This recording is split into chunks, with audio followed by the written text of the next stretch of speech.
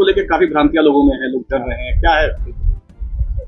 देखिए, कोविशील्ड को लेके एक केस दर्ज हुआ था ब्रिटेन में, मुझे लगता है। तो वहाँ पे किसी पेशेंट को कोविशील्ड लगा था और उसको परमानेंट ब्रेन डैमेज हुआ था। इसके लिए उन्होंने केस किया था। तो बाद में अभी जो न्यूज आई है उसमें एस्ट्राजेनेका कंपनी जो कोविशील्ड बनाती है, उन्होंने एक्सेप्ट किया है कि जो थ्रोम्बोसिस या जो क्लॉट बनने वाली जो दिक्कत है वैक्सीन से वो हो सकती है। ठीक है, हमारे पास बहुत सारे केस रिपोर्ट और केस सीरीज ऑनलाइन अवेलेबल हैं जो विभिन्न ब्रिटेन में, नीदरलैंड, ऑस्ट्रेलिया, डिफरेंट कंट्री में हुए हैं।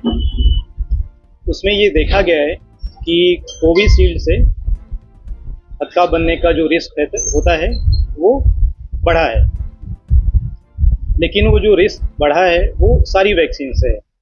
कोविशील्ड से है, फाइजर के वैक्सीन से भी है, जो जॉनसन का वैक्सीन है उससे भी है, कोवैक्सीन से भी है। तो जो वैक्सीन से क्लॉट बन रहा है, ठीक है, उसका एक सारे केस रिपोर्ट में, केस सीरीज में एक ड्यूरेशन फिक्स है, एक ड्यूरेशन आया है कि इसी ड्यूरेशन में वैक्सीन आज आपको लगा अगर तो 30 से 40 दिन में आपको ऐसी बीमारी हो रही है। तो उसमें ब्रेन में थक्का जमने का, ठीक है, हार्ट की आर्टरी में थक्का जमने का, पेट की नसों में थक्का जमने का, या पैर की जो बड़ी नसें होती हैं उसमें थक्का जमने का रिस्क हुआ है। ये सारी वैक्सीन से देखा गया है। किस वैक्सीन से ज़्यादा है और किस वैक्सीन से कम है वो उसमें एस्ट्राजेनेका से ज़्यादा है। अभी आपके पास कितने पेशेंट आ रहे थे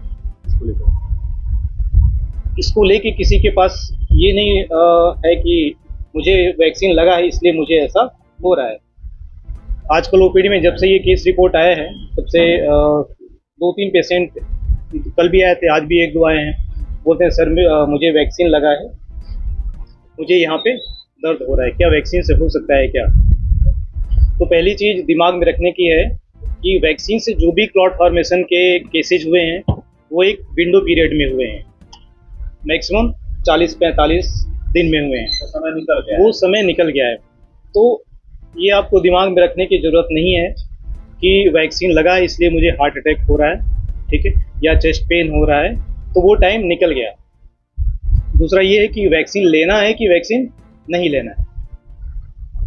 कोविड इन्फेक्शन के बाद जितने भी सीरियस केसेस हुए हैं, जो मॉर्टेलिटी हुई है, उसमें जो मेन कारण है चेस्ट इन्फेक्शन और रेस्पिरेटरी डिस्ट्रेस, और एक बड़ा मेन जो कारण है उसका पल्मोनरी एम्बोलिज्म बोलते हैं उसको, मतलब जो फेफड़े को नसें ले जाती हैं उसमें धक्का जमना, वो कोविड इन्फेक्शन के कारण होता है, जिसका अगर हम परसेंटेज में देखें तो 1, 2 या 3% के आसपास डिफरेंट केस स्टडी में ऐसा आया है।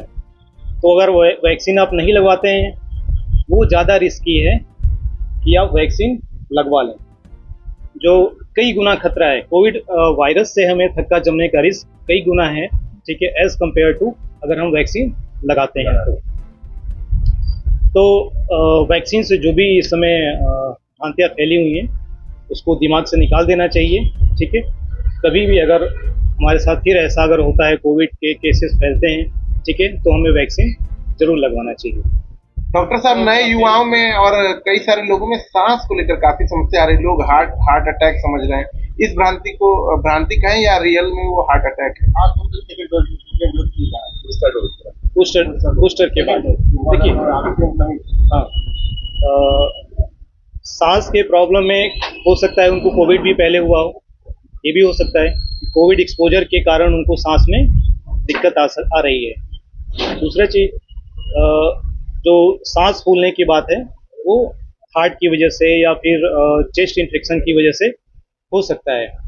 और जहाँ तक आप बूस्टर डोज और सेकेंड डोज की बात कर रहे हैं, एस्ट्राजेनेका से जो भी थ्रोम्बस बनने के केसेज आए हैं, क्लॉट बनने के केसेज आए हैं, वो फर्स्ट डोज के एक्सपोजर के बाद ज़्यादा हैं, सेकेंड के बाद वो कम हो गए हैं अगर हम परसेंटेज में देखा जाए तो। जैसे एक केस सीरीज में ये है कि अगर फर्स्ट डोज आपका लग रहा है तो उसमें 18% चांस है, 18 to 90% चांस है कि आपको थक्का बन सकता है, ठीक है। लेकिन अगर उसको सेकेंड डोज अगर लग गया है तो वो चांसेस, सॉरी परसेंटेज नहीं, पर मिलियन, ठीक है, 18% पर मिलियन रिस्क है आपको थक्का जमने का। लेकिन अगर सेकेंड डोज लग गया है तो उसमें केस और रिस्क और कम हो जाता है, अप्रॉक्सीमेटली 8 पर मिलियन। तो अभी क्या डॉक्टर माना जाए, डॉक्टर अभी माना जाए कि इससे कुछ नहीं है? देखिए इससे कुछ नहीं है ऐसा नहीं कह सकते, हर वैक्सीन के साइड इफेक्ट हैं, हर मेडिसिन के साइड। कोविशील्ड का जो अभी नाम हो रहा है, हाँ, इससे कुछ कोविशील्ड के साथ एक ये पॉइंट है कि कोविशील्ड शुरू में कोविशील्ड बहुत ही लार्ज स्केल पे लगा था, तो मैक्सिमम लोगों को कोविशील्ड ही लगा है।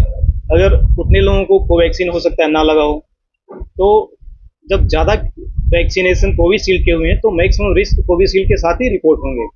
ऐसा नहीं है कि कोवैक्सीन के साथ नहीं है, हो सकता है कोवैक्सीन के साथ जो केसेज हो रहे हैं वो अंडर रिपोर्टिंग हो, हमें बताया ना गया हो, या फिर जो भी एजेंसी है या हम जो हैं हमने रिपोर्ट न किया हो, ये भी हो सकता है। जैसे बताया जा रहा है कि थक्का जमने की, जैसे थक्का जमने की क्या clotting सही थक्का जमना घरेलू है? उपाय क्या है? लहसुन भी लोग यूज करते हैं कि ब्लड पतला हो जाए, या उपाय कुछ बताइए। देखिए घरेलू उपाय तो मुझे नहीं पता है, जो मेडिकल साइंस में जो उपाय है वो वही है। खून पतला करने की दवाएं होती हैं, थक्का गलाने की दवाएं होती हैं, और जो क्लिनिशियन को या फिर डॉक्टर्स को अवेयर होना है इसके लिए, अगर किसी पेशेंट को थक्का जम जाता है, वैक्सीन लगा है, कोविशील्ड लगा है, 15-20 दिन या महीने के अंदर आता है पेशेंट हमारे पास, और उसको ऐसे कुछ सिम्टम है कि उसको थक्का जम सकता है ना, या फिर कोई वेनस थ्रोम्बोसिस है या फिर कोविशील्ड लगा है, 15-20 दिन या महीने के अंदर आता है पेशेंट हमारे पास, और उसको ऐसे कुछ सिम्टम है कि उसको थक्का जम सकता है ना, या फिर कोई वेनस थ्रोम्बोसिस है या फिर हार्ट की दिक्कत है, तो हमें उसका ट्रीटमेंट पता होना चाहिए कि हाँ कैसे करना है। और प्लेटलेट्स की जो कमी है कोविशील्ड के साथ, कोविशील्ड वैक्सीनेशन के बाद हमें देखा गया है कि प्लेटलेट कम हो जाते हैं, तो उसमें जो एंटी प्लेटलेट दवाएं होती हैं जैसे इकोस्प्रिन होता है, ठीक है, वो नहीं देना चाहिए, काम नहीं करता इतना। और हिपेरिन जो दवाएं होती हैं, हिपेरिन या लो मोलिकुलर वेट हिपेरिन जो हम लोग नॉर्मली यूज़ करते हैं हार्ट अटैक के पेशेंट में, वो इफेक्टिव नहीं है और उनसे बचना चाहिए। कोविशील्ड के बाद जो प्लेटलेट कम होता है उसका मेन इलाज है आप इम्यूनोग्लोबिन्स होते हैं, ठीक है, वो थोड़ी महंगी दवाएं होती हैं, स्टेरॉयड होते हैं, और भी इम्यून मॉड्यूलेटिंग मेडिसिन है हमारे पास जिसका यूज़ हम करते हैं। बहुत डरने की बात नहीं, बिल्कुल नहीं डरने की बात है, और वो पीरियड तो ख़त्म हो चुका है। आपने भी उस समय महसूस किया होगा कि वैक्सीन लगने के कुछ देर बाद 10-15 दिन बाद, 20 दिन बाद कुछ सिम्टम आ रहे हैं, लेकिन अभी ऐसा आपको डरने की जरूरत बिल्कुल भी नहीं है। डॉक्टर साहब, कोविड इंजेक्शन के बाद एक बूस्टर की बात आ रही है, तो क्या बूस्टर लगाना घातक होगा लोगों के लिए? बिल्कुल नहीं घातक होगा, बूस्टर लगाना सेफ है बिल्कुल, और सेफली आप लगवा सकते हैं।